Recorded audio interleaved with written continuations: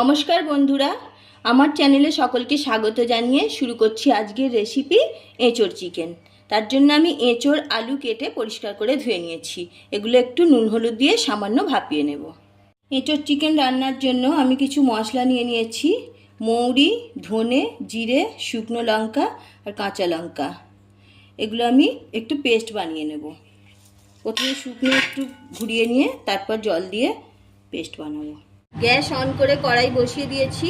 তেল গরম হয়ে গেছে। আমি ফোড়নে দিয়ে দিচ্ছি তেজপাতা, দারুচিনি, লবঙ্গ আর এলাচ, একটু গোটা জিরে।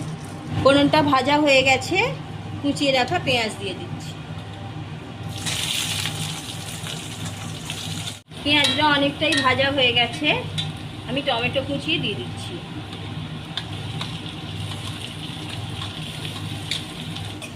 পেঁয়াজ টমেটো ভাজা হয়ে গেছে, দিয়ে দিচ্ছি আদা রসুন বাটা।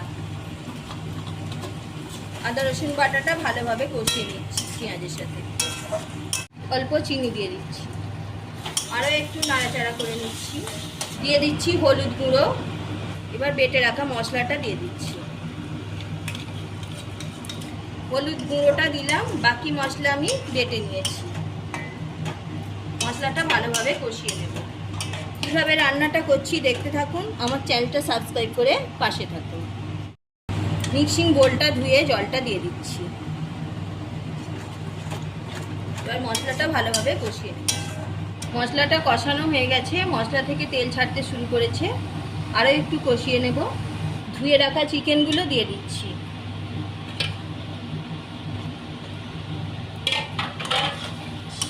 চিকেনটা মশলার সাথে খুব ভালোভাবে কষিয়ে নেব।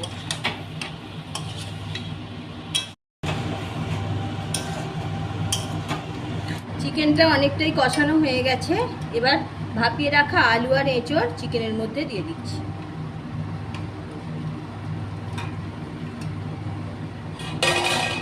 ভালোভাবে কষিয়ে নিচ্ছি।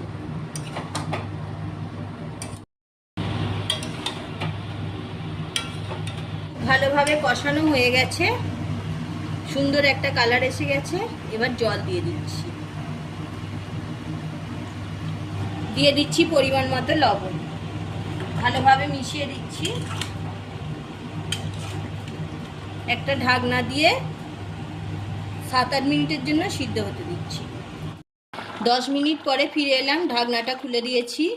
মাঝে আমি একবার 5-7 মিনিট পরে নাড়াচাড়া করে দিয়েছিলাম। চিকেনটা একটু শক্ত ছিল বলে আরও 5 মিনিটের জন্য ঢাকা দিয়ে রেখেছিলাম। আমার হয়ে গেছে, একদম রেডি। আমি গ্যাসটা অফ করে দিচ্ছি। গরম মশলার গুঁড়ো ছড়িয়ে দিচ্ছি। ভালোভাবে মিশিয়ে দিচ্ছি। রেসিপিটা যদি ভালো লেগে থাকে অবশ্যই একটা লাইক দেবেন আর কমেন্ট করে জানাতে ভুলবেন না। এইভাবে এঁচোড় চিকেন বানালে সবাই আঙুল চেটে খাবে। পুরো ভিডিওটা দেখার জন্য অসংখ্য ধন্যবাদ। আবার দেখা হচ্ছে পরের ভিডিওতে।